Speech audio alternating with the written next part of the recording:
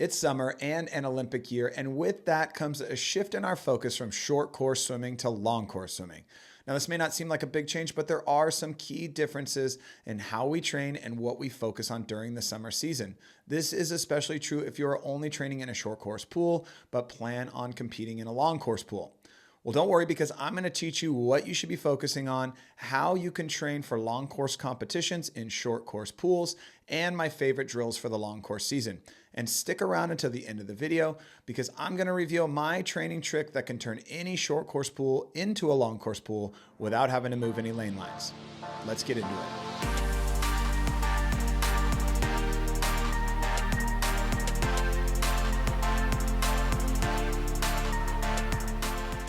What's up, guys? I'm CoachMattZ. I'm the head coach of Davis Aquatic Masters out in California, and I also make YouTube videos for people looking to learn more and elevate their swimming. Today, we're going to talk about what you should be focusing on at this time of year so you can get the most out of your swimming over the next few months. So to start, and just to clear things up and make sure we're all on the same page with terminology, a short course yards pool is what us Americans are mostly used to swimming in. It's 25 yards long, and it's your standard issue lap pool. A long course pool is 50 meters long, and this is the style of pool you see our Olympians swimming in. There's a couple reasons why we shift our training focus during the long course season. And the first is because the pool is 50 meters long, so you have less walls, less turns, and less underwaters. This doesn't mean that you should abandon your turn and underwater work. In fact, I think that you need to be very focused on getting the most out of every turn and streamline. This means pushing off the wall as hard as you can, holding a tight streamline, and trying to extend your underwaters with great dolphin kicks or pullouts. So in your workouts, make sure you pay close attention to what you are doing underwater and don't let yourself slack off. If you don't work on it in practice, it's not going to magically happen in a race. Another reason why we shift our focus is because a meter is longer than a yard. So a 50-meter pool is actually more than twice the length of a 25-yard pool. In fact, a meter is about 10% longer than a yard, so 50 meters is more like 55 yards, 100 meters is more like 110 yards, and 200 meters is more like 220 yards. This is important because if you're not prepared for that extra distance, it's going to really hurt at the end of your races. So in order to account for that extra distance, you need to train a little differently, especially if you're only or primarily training in a short course yards pool. Whether you're in a short course or a long course pool, you're going to want to focus on back end speed and endurance because you're really going to feel the difference in the pool length at the end of your races. So think about doing things like negative splitting when you're doing your longer aerobic swims. I also like sets where you get yourself a little tired with some longer freestyle swimming and then go into shorter, faster swims. For example, you could do a few rounds where you do 150 free at a moderate pace with a fairly quick turnaround into a fast 50 of stroke. When you're swimming in the short course pool, you're going to want to add a little extra to your training reps in order to prepare for this extra distance. You can do 75s instead of 50s, 125s instead of 100s, and 225s instead of 200s. This extra distance will prepare your body for the long course pool, and the odd distances are kind of a fun way to mix up your training. A main set we recently did in our short course pool that I really liked was 8 225s. On numbers 1 and 2, you did a 200 free followed by a 25 stroke. On numbers 3 and 4, you did 175 free followed by a 50 stroke. On numbers 5 and 6, you did 150 free followed by 75 stroke. And then on numbers 7 and 8, you did 125 free followed by 100 stroke. All the freestyle in this set was just moderate aerobic pace. All the stroke was fast. And on the odds, we took a 20-second break in between the free and the stroke. On the evens, no break. You just had to roll right into the fast stroke.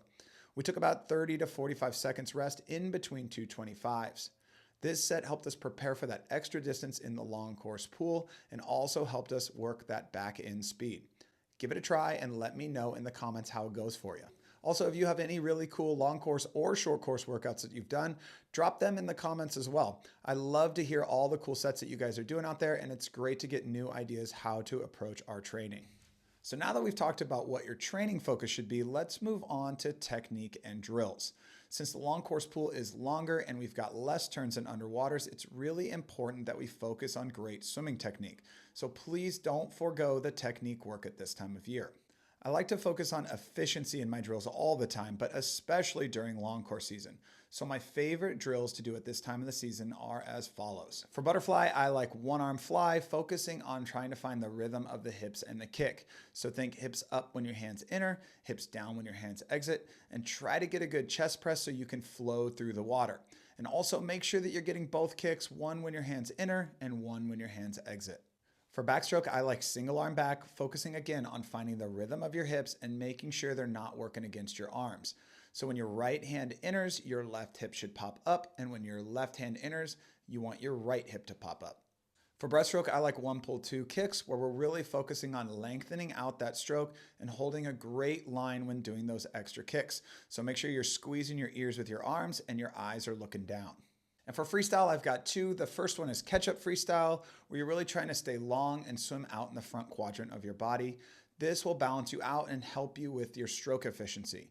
The second one is single arm free, to again focus on that rotation of your hips and the entry of your hands. So when your right hand enters, you extend and your left hip should pop up. And the same thing should happen on the opposite side. I've got more in-depth breakdowns of all these drills, plus the other drills that complement them in some of my other videos. I'll link those in the description. And when you're finished watching this video, I encourage you to go check those out. Also, let me know in the comments what drills you like doing during long course season. I'd love to hear how you guys prepare your stroke for longer swims.